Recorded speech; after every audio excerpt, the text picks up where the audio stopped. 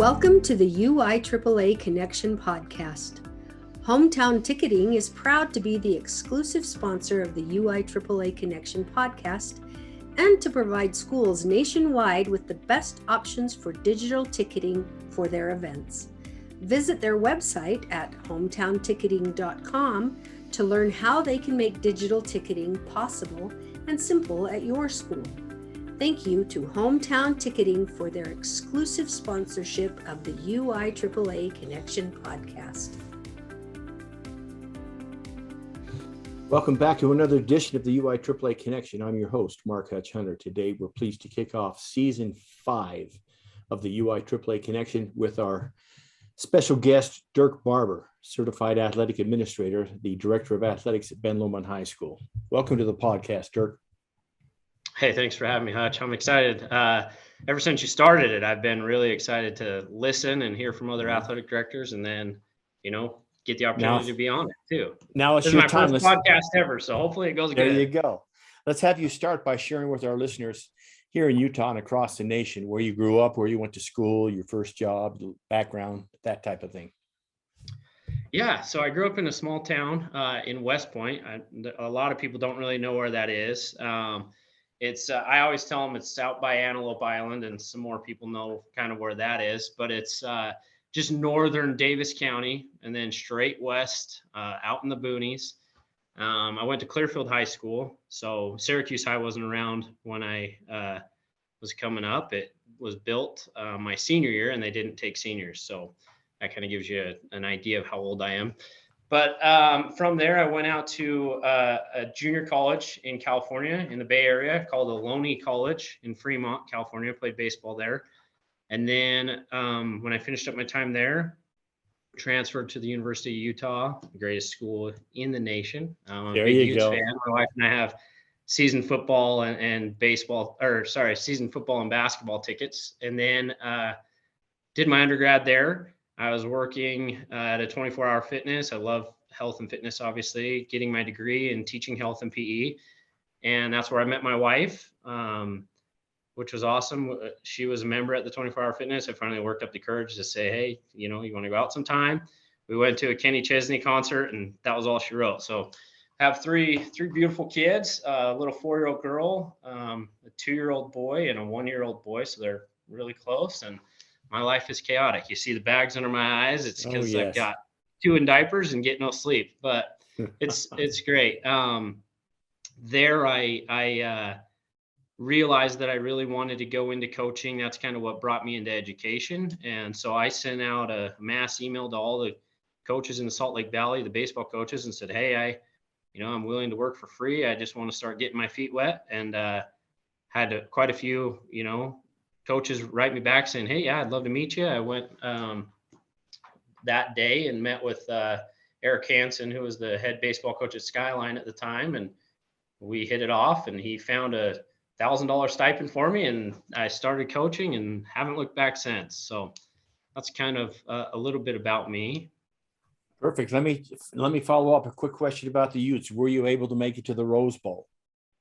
I didn't. I went to the Pac-12 championship, and my wife and I, we actually had already planned Disney World for Christmas. And so we did that over Christmas break and came back. I tried to talk her into letting me go to Pasadena, but she's like, it's not in the budget after Disney World. But we did go to the Pac-12 championship. Saw him clinch in Vegas. That was really fun. Went out 2 years before. Saw him get blasted by Oregon out at, the 49ers stadium. But it was fun to see him clinch and do it for the first time. I understand that Las Vegas stadium is quite something. I've never been inside of it. But it's unreal. Yeah. Talk for a moment, Dirk, about maybe some of the youth sports you participated in. Okay. I participated in anything and everything. I feel lucky that I grew up in the time where it still wasn't like cell phones weren't popular or anything. So it was all just in the backyard. Grew up kind of on a farm. And so had plenty of range to hit golf balls in the field in my backyard. My dad would flood the field in the wintertime and we'd turn it into an ice hockey rink. I had a group of friends that we would every like couple times a week would rollerblade down to the church parking lot, and my parents bought us some hockey goals, and we'd put them on our backs and rollerblade down there and play street hockey for hours until it got dark. My parents had a brick house, and so I'd throw a racquetball off there, playing baseball all hours of the night. And so I was exposed to a lot of different sports growing up. I played baseball, golf, hockey, soccer, basketball. I wasn't no good at basketball, but I did try it. Really, just about anything you can think of. And then it got to a point about fifth grade when my parents said, "Hey, you've got way too many things going on. You need to kind of pick a couple and stick with it." And I chose golf and baseball, and that's kind of what I did in high school. And I was a 4-year varsity letterman in golf and baseball at Clearfield High. And that's kind of, I mean, I played anything and everything, and I'm grateful to my parents that they allowed me to. I grew up with 3 other brothers as well. And so I always had somebody to play with, which was fun. So let me ask you about the 3 older brothers. I'm assuming the basketball games in the driveway, that since you were the youngest, you didn't win them very often. Oh my gosh. Well, actually, I mean, I guess I misspoke. I grew up with 3 brothers, 3 other brothers, I guess is what I said. But my older so you brother, were the oldest. I have 1 older brother and then 2 younger. So I took the beatings from him and then administer the beatings to the younger ones. The younger brothers. And it's funny because we're all pretty competitive. My oldest brother was a phenomenal golfer and an okay baseball player, and I was kind of flip flop. I was a really good baseball player, but not great golfer. So I didn't beat him ever in golf growing up, but I did strike him out in the backyard, all the time. So that was fun. But yeah, super competitive. He beat me in basketball, but then I took it to my younger brothers in video games and golf and stuff. So excellent. It was awesome. Excellent. Let's have you speak to our listeners for a moment. Some of the mentors you had growing up, coaches, parents, those type of people. Yeah, so for sure, my parents, they, like I said, they were just super supportive. My mom grew up, she's been an educator for, I think this is year 39, and she's hanging it up this year. So here in a month or so, I'll go over to her retirement party, and she's sailing off into the sunset to just hang out with the grandkids. But she gave 39 years to education. And my dad is a construction manager for Woodside Homes, one of the bigger home builders here in Utah. And so they did anything and everything to allow us to be able to do what we wanted to do, and supported us financially. I can probably count on one hand the amount of games between my brothers and I that there wasn't at least one parent in the stands cheering us on, which was awesome. The support there was just great. Other coaches, my Little League coaches, were great. They kind of had this grand idea from an all-star rec team to put together a comp team, and took us from just kind of an awful 10-year-old comp team to being being the best team in the state when I was 13 and 14. So we traveled all over the Western United States playing in competitive baseball tournaments. There was, I think there was a couple summers where I played over 100 games. It was really intense, but my parents were there, for us. After that, in high school, my head coach, Steve Paul, was an amazing mentor and still a great friend. He's actually the principal here at Ben Lomond High School. So that's kind of a fun connection to be able to get, back to working for him. I've got to give a shout out to my all-time role model in just kind of growing up in the baseball world and being versed in high school sports, Joe Sato at Bingham. Just an amazing baseball coach. I think he hit 400 wins this year, maybe even more. Don't quote me on that, but just an amazing guy. And so I'll talk a little bit about my time as a high school baseball coach, but being able to meet him in person, and he was just so kind and friendly and gave me all kinds of resources and material to help me be successful. Another one who's part of our UIAAA ADEC, sits on the ADEC with me, Clark Stringfellow. He was the head baseball coach at he still is at Bountiful, when I got the head baseball coach job at Woods Cross, he sent me this big email welcoming me to the region, kind of, hey, if you need anything. So I leaned on him pretty hard to say, hey, like, what can I do? How do you coach this? How do you do this? He was a great, great mentor for that. And that's probably it in terms of, I mean, I could go on and on about all the coaches and people that have had an impact in my life, but those are probably the big key 4 or 5 people. Sure. Let me ask you a follow-up, kind of dates myself. Joey Sato at Bingham High School was a classmate of mine when we attended the University of Utah in the 70s. So wow, nice. That's well, awesome. Joey's Yeah, obviously Joey State. I mean, he's been at Bingham, I think, over 40 years now. Yeah, I mean, Bingham baseball is Utah baseball, and so just to kind of be able to rub shoulders with him at coaching clinics and things, and kind of, like I said, he gave me a bunch of his resources and things. He was awesome. Let's have you talk for a moment about your path. So you began as a baseball coach at Woods Cross, and I assume up at Ben Lomond, but now that path led you to being the athletic director. How did that happen? Yeah, I like I said earlier, I always wanted to be involved in sports, and baseball kind of became my passion between all of those sports because that was the one that I kind of excelled at. And so it kind of directed me to, going to college and getting an athletic scholarship, and then going on to wanting to teach. And so I kind of started my career, like I said, at Skyline High School as an assistant baseball coach for a couple of years, getting my feet wet. And then from there, I got a teaching job right as I finished my undergrad at the U. I got a teaching job at, I graduated in May and looked for jobs. PE and health jobs don't come open too frequently. It's not like, math or science or something like that, but was fortunate enough to snag a job like the middle of August at a brand new charter school that was opening called Utah Military Academy. So I opened that school as the interim AD. I kind of did all the up at the Hillfield, then, not the Camp Williams. Up at Hillfield. Okay. So that took me and my wife north, kind of back to my old stomping grounds. And I opened as kind of the interim athletic director. They weren't in the UHSA. They weren't sanctioned or anything yet. And so I kind of got the ball rolling in terms of the paperwork and process of filing to become a member school. And then I was there for 1 year, and then I had the opportunity to become the head baseball coach at South Ogden Junior High in Weber School District. They have junior high baseball. And so I did that. And I also was teaching health and PE and working as an assistant athletic director at Sunset Junior High in northern Davis County. From there, I did that for a couple of years. And then from there, I had the opportunity to take over as the head baseball coach at Woods Cross. And so I moved back down to southern end of Davis County.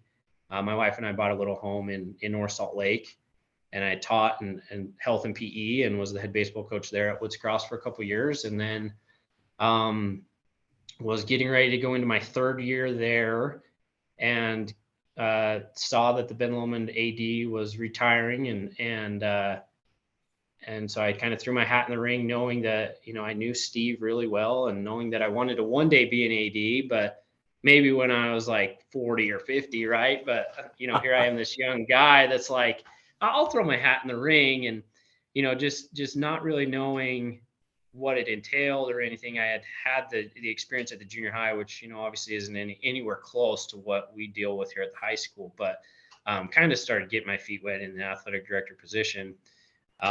Interviewed, it went great, was selected. And at that time I was definitely the youngest AD in the state, I think, by probably a few years, and still am one of the younger ones. But, I've been here this is year 4 now. So I've loved every minute of it.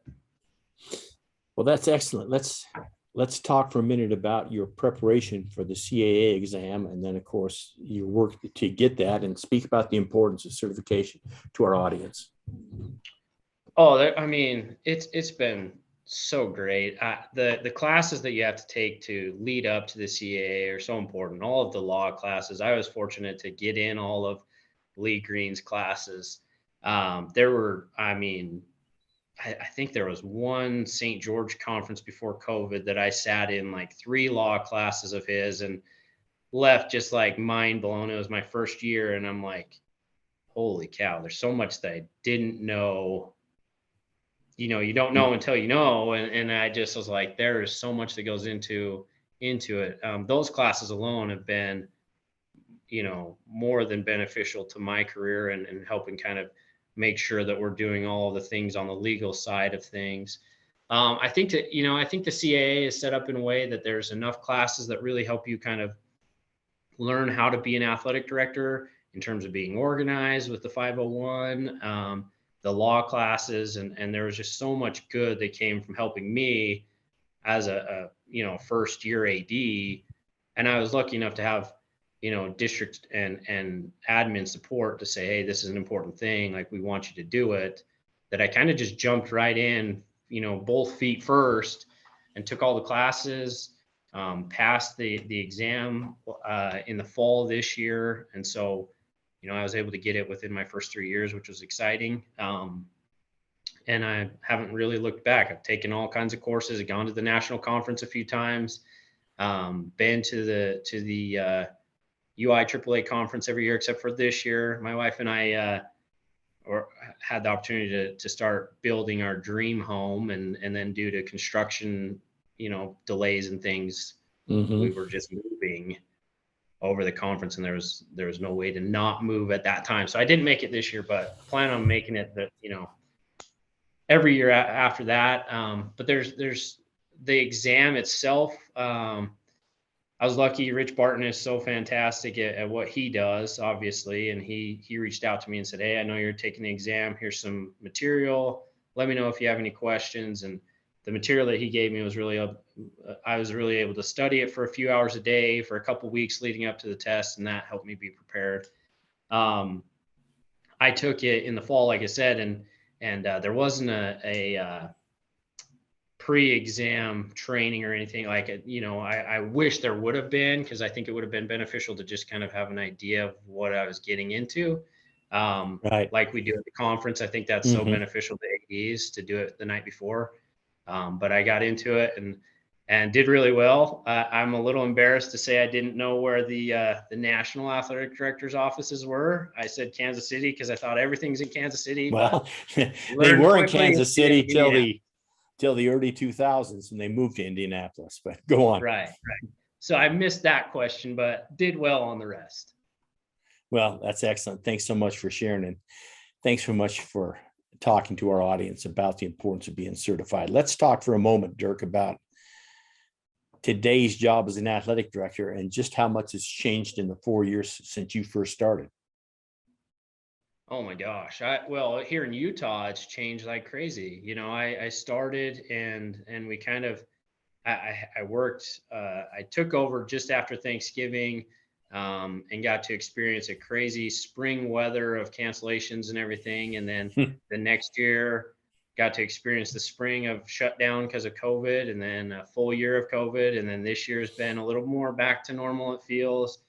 And we're having crazy weather again, like last week. But, Sure. the changes, I mean, here in Utah, since I've been the athletic director, we've since sanctioned, girls wrestling, competitive cheer is coming next year, boys and girls lacrosse, boys volleyball has now been moved to be sanctioned here in the coming year. Like, there's so many sports that just weren't a part of the AD's responsibility, I guess, until just recently. So those alone, I mean, you're talking, 5 major things.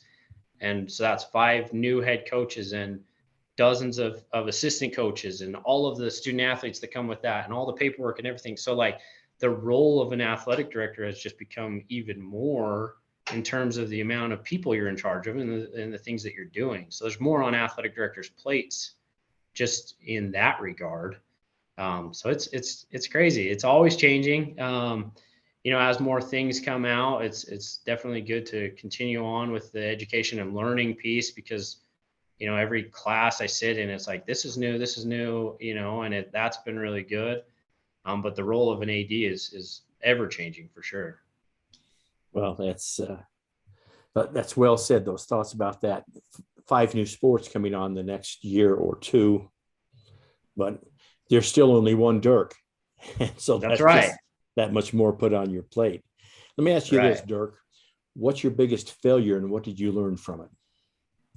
Oh man, biggest failure. I always think of a couple times as a head coach, as a new head coach, a couple failures that I had, and I kind of use these examples with my coaches that I'm working with, especially new ones as they come in. If we, have a coach leave or retire or whatever, I kind of use these couple examples. My first one is just that make sure that you're balancing your schedule really well, because I came in as a brand new head coach and I thought, we're going to play the best of the best. So my opening weekend of high school baseball, I played a doubleheader against Bingham and American Fork. So it's like, welcome to the show, kid. You're going to play the 2 best teams in 6A. And we got just blasted by American Fork. We hung with Bingham, lost like a 4-1 game. But I really made my preseason schedule too hard. And there's just something to be said about confidence for kids, And so I try and remind my coaches as they're scheduling, yes, we want to have those kind of measuring stick games, but we also want to give these kids some confidence. If they're just getting, blasted, they lose confidence and it's not fun. And so I made that mistake as a first year coach. And so I try to help my new coaches not make that mistake of like, hey, we don't want to get too, like I guess you come in as a new coach and you think, yeah, I want to play the best of the best. And I kind of help them like scale it down a little bit. That was a mistake I made. Another one would be just making sure that you're always prepared. In that same year as a baseball coach,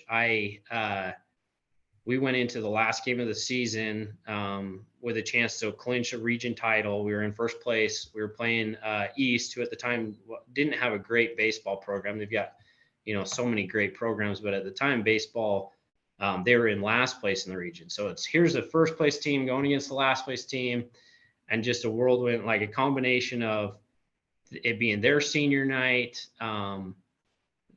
us maybe overlooking them a little bit, and them throwing just a crafty lefty that, I don't even think he broke 70 miles an hour.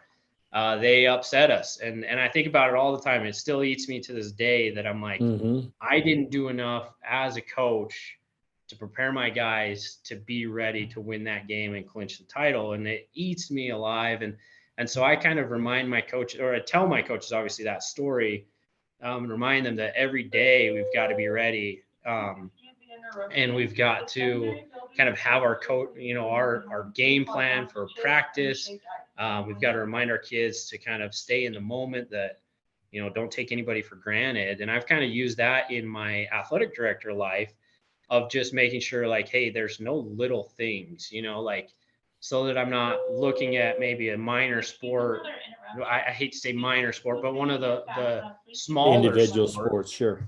An individual sport that maybe is sometimes overlooked, and kind of putting that on the back burner of like, oh, it's not important, because I want to make them and their program feel important. Sorry Very about good. Hey, that's what it's like being in a school. Let's talk for a moment about your journey with the UIAAA, because you did the job at Ben Lomond in November of the year. And, 4 years later, you're a CAA, you're a member of the Athletic Director Executive Committee. So talk about how that happened, being a new guy. Yeah, I think it was me just being, kind of a go-getter a little bit, saying, hey, I want to be involved in anything and everything I can to become the best AD possible for myself and for the school. And so one of my very first experiences was I wasn't even on staff yet in Ogden School District, and I went to San Antonio for the national conference. So that was great, getting to kind of mix it up with athletic directors who have been around for a long time, kind of introduce myself and get to start to get to know some of the athletic directors on committees and things. And then I came back and worked for that year. And then it was at the end of that year that we were in Region 10 at the time. Trevor was already in the executive committee, and Catham was becoming the president-elect. And so we had an opening, and I was just fortunate that Catham kind of nominated me and said, "Hey, I think Dirk would be great for this." And everyone's kind of looking around like, I don't know if they wanted it or not, but they were like, maybe they didn't. And so let's just send the new guy. And and so I said, yeah, absolutely. I'd love to do it. And I've loved it. And I've loved it so much that in our new region with the new realignment, I volunteered and said, hey, I'd love to continue on with ADEC. I love being a part of that group. I love the networking that I'm able to meet people and talk with them and help bring about change and bring about things. And so, yeah, I was lucky to just kind of right from the get-go have the opportunity to mix it up. And I've loved everything ever since and really enjoyed being a part of the UIAAA for sure. That's excellent. Share with our audience, what's a common myth about being an athletic administrator that you'd like to debunk? Oh man, being a longtime listener, I know that the easy go-to obviously is to jump in and just say that we only watch games, right? Because that's a huge myth that people think that athletic, like the fields just magically appear and they're ready to go and they're all striped and the tables are set up and the chairs and the bleachers come out magically and we just show up and we get to watch sports. And of course that's true. But I wanted to think of like maybe something else that could go along those lines. So I guess my myth would be maybe for the superintendents or principals out there that think that, and this is just my personal opinion, that the AD should be like half-time or be, teachers as well. There's so much that goes into the athletic director job and all of the duties and I've experienced it. I currently teach just one class a day. I teach sports psychology, which is a fantastic class. I'm only really dealing with athletes, but even that, you have, the hour or so a day that you're tied to teaching kids, and then all of the things that come with it, the prep work to prep a lesson to teach the kids, and the grading and the parent-teacher conferences and the emails from parents and things is honestly too much. I believe. I think that the AD job should be a full-time AD, and I'm fortunate that Ogden School District is moving that way next year. So Ogden's athletic director and myself will be just full-time ADs, which is great. But I just think with all of the growth of those new sports that I mentioned and all that comes with that in terms of having that many teams and things that you're in charge of, student athletes, it just needs to be a full-time gig. And I truly believe that. And I think that it's kind of a myth out there that some people think that, yeah, all we do is show up for games, and there's so much that goes into it. I mean, my plate is full from the time that I clock. Well, I don't have to clock in, but the time that I get here, and usually before I'm even at the school, I'm answering phone calls and, having emails come across my desk and things. And then it just never ends. So. Oh, I understand that. It reminds me of course, this was a while ago when I was still at Jordan High, but I'd get to school at 6:45 in the morning and the first class starts at 7:45. And it was that entire hour was just taking care of today's stuff, emails that had come in, texts that come in without even get to my class or any of the other stuff that you have to do. So I understand that perfectly. And of course, you're aware of our work with Senate Bill 67, which didn't pass this time, but we're not leaving that. So that's a great answer, Dirk. Let me ask you, what's the favorite part of being an athletic director for you? For sure, the people I get to work with every day, starting from the top with Steve, our administrator, who's very heavily involved in knowing the importance of education-based athletics. I don't know what it's like to work for an administrator who maybe doesn't get that.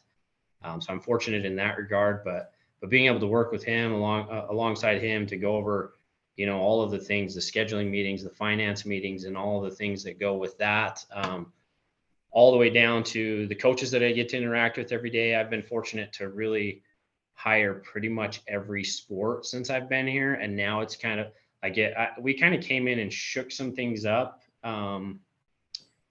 Just felt the need to maybe get rid of some of the idea. I mean, ADs around the state will know kind of what I'm talking about in terms of Ben Lomond, but there was kind of this culture here that, oh, it's just Ben Lomond, or, oh, it's just the way it's always been for the last while. So we had to kind of come in and be the bad guys and shake some things up. But I've been fortunate enough to bring in some coaches and be obviously a part of the hiring process for all of the coaches that we've gotten over the last couple of years, to bring in people that I know that'll mesh well with the culture that we're trying to create.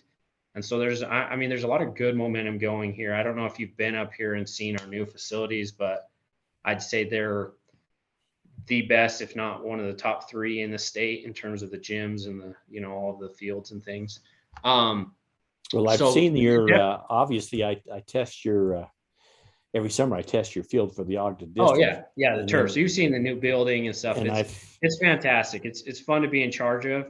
But then just being around the student athletes, I love being around kids, which is obviously why I got into education, but athletes in general, just kind of because I have that common, love of sport. So being able to be around them and just see them in a setting outside of the classroom, being goofy on the field, celebrating their successes with them, that's definitely the highlight of my job.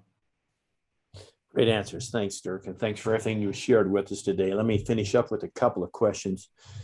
The first one being your 2 suggestions for a new athletic administrator in order to be a success. And of course, I don't consider you new anymore because you're past that 4-year mark and you've got your CAA. But if you could give 2 pieces of advice to a brand new AD in order for them to be successful, what 2 pieces of advice would that be? Oh, I saw that the 2 was in bold, so I figured you wanted me to keep it to 2. No, but for you, Dirk, you can go 3. We'll give you 3. There's so many stinking things that I would have loved as suggestions, and luckily I was able to kind of network with people and start to get the ins and outs of being an AD. For sure, the number one thing would be to get organized. There's plenty of apps and things. I'm kind of old school, I guess, in a way that I like the paper planner and the calendar the big calendar on my desk, because there's so many things going on with my phone that I just really don't like using my phone as far as an organization tool. But I know that there's a lot of ADs who are successful with that. To me, I like the paper and pen.